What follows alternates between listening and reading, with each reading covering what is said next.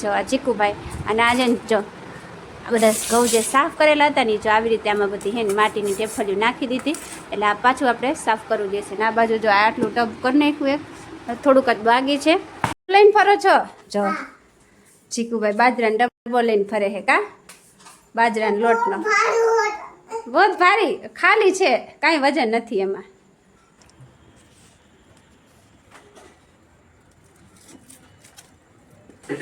Hello friends good morning જય શ્રી કૃષ્ણ જય માતાજી કેમ છો બધા મજામાં તો સ્વાગત છે આજના નવા બ્લોગમાં તો ફ્રેન્ડ્સ જો અત્યારે ટાઈમ થઈ ગયો છે રોંઢીનો સાંજ પડી ગઈ છે રોંઢીનો ટાઈમ થઈ ગયો છે ને આપણો ટાઈમ થઈ ગયો છે બ્લોગ સ્ટાર્ટ કરવાનો તો આજનો બ્લોગ છે ને એડિટ કરીને આપણે શેડ્યુલ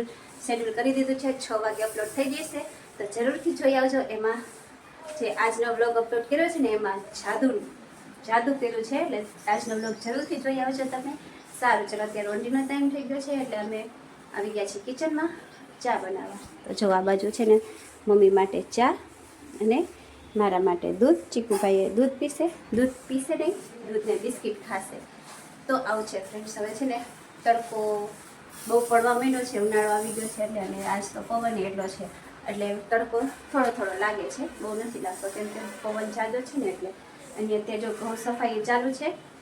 તો ચાલો ફટાફટ પેલા નાસ્તો કરી લઈએ પછી ઘઉં સાફ કરીએ અત્યારે મમ્મીને લોકો તો કરે છે ઘઉં સાફ હું અત્યારે ચા નાસ્તો કરી પછી કરીશ સારું ચલો તો તમે કન્ટિન્યુ રહેજો આજના બ્લોગમાં તો ચાલો ફ્રેન્ડ્સ જો છે ને ઘઉં સાફ કરતાં પડી ગઈ છે સાંજ ને વાગી ગયા છે 6:30 તમે બારે જોઈ શકો થોડું સાંજ પડી ગઈ છે ને પવન જો કેટલો છે આજે છે ને ઠંડો પવન છે તડકો કેટલો હતો પણ પવન હતો ને એટલે કાંઈ ગરમી લાગતી નથી ને બહારથી છે ને ઠંડો પવન આવે છે તો જો ઘઉં સાફ કરતાં છે ને ઘરની હાલત તમને બતાવું આમ જો આ ચીકુભાઈ અને આજે જો આ બધા ઘઉં જે સાફ કરેલા હતા ને જો આવી રીતે આમાં બધી હે ને માટીની ટેફલીઓ નાખી દીધી એટલે આ પાછું આપણે સાફ કરવું જશે ને આ બાજુ જો આટલું ટબ કરી નાખ્યું એક થોડુંક જ બાકી છે અત્યારે લગી છે ને ચીકુભાઈ શાંતિથી રમતો હતો ને એવું કરતો હતો પણ હવે રમતે ચડ્યો એટલે જો આ બધે ઘરમાં બધે છે ને વેર વિખેર કરી નાખ્યું ઘઉં ને આજે હવે સાફ કરીને રાખ્યું હોય ને એ આખું બધું જો વેર વિખેર કરી નાખ્યું છે તો મમ્મીને કીધું હવે તમે બાયણે લઈ જવાની અને હું થોડાક જ છે એ સાફ કરી નાખું ને અને જો હવે છે ને અડધો મણ કે એવું કંઈક બાકી છે તો બતાવું હવે છે ને ખાલી આટલું આ એક જ અડધું આટલું બાચકું છે ને અડધું બાચકું સાફ કરવાનું છે એ તો રાતે હવે થઈ જશે ચીકુભાઈ રમતે ચડ્યા હતા ને એટલે બધું હું કીધું તમે બહાર લઈ જાઓ ને હું છે ને આટલું ઘઉં સાફ કરી લઉં પછી બધું હંજવારી કાઢી લઉં બધું કચરો થઈ ગયો ને સારું ચલો તો ફટાફટ ઘઉં સાફ કરી લે છે ત્રીજો દિવસ કે ચોથો દિવસ છે ઘઉં સાફ કરી આજે ફિનિશ થઈ જશે આજે નહીં થાય તો કાલે તો થઈ જ જશે સારું ચલો અત્યારે આટલું તો હું પૂરું કરી લઉં તો ચાલો ફ્રેન્ડ્સ હવે છે ને ઘઉં સાફ કરીને ઘર સાફ કરીને થઈ ગયા ફ્રી ને હવે આપણે કરી લઈએ નાસ્તો તો જો પપ્પા છે ને પાણીપુરી લઈ આવ્યા હે તો હજી પહેલાં નાસ્તો કરી લઈ પછી રસોઈ કરશું લઈને ફરો છો જો ચીકુભાઈ બાજરાનો ડબ્બો લઈને ફરે હે કા બાજરાનો લોટનો બહુ ભારી ખાલી છે કાંઈ વજન નથી એમાં લાવ મેં લઈ લેતી હું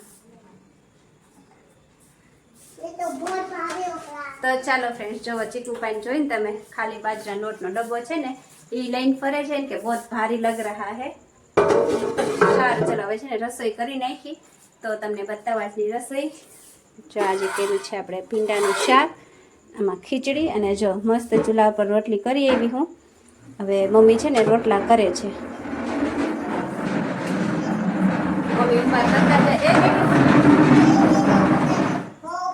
મમ્મી ઉંબાર કરતા જાય ને હું રોટલી કરી નાખું તો ચાલો થઈ ગયું કીધું ચીકુભાઈને પહેલાં ખવડાવી દઈ ત્યાં મમ્મી રોટલા કરી નાખે પછી અમે જમી લઈશું જો ચીકુભાઈને હાથમાં શું આવી ગયું આવું જ કાંઈક ગોતતો હોય તોફાન જ કરતો હોય મારો ચીકુ ચાલો હવે ખાવું છે ને બેટું ખાઈ લેવું હોય ને જો હે ખાઈ લેવું હોય ને હા સારું ચલો ફ્રેન્ડ્સ હવે હું છે ને જો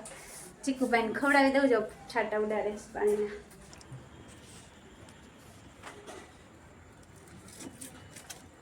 તો ચાલો ફ્રેન્ડ્સ જો હવે છે ને આજ તો મમ્મી ઘી તારવે હે ચૂલા ઉપર કા રોટલા થઈ ગયા રોટલી થઈ ગઈ. હા હવે ઘી તારવે જો ચૂલા ઉપર.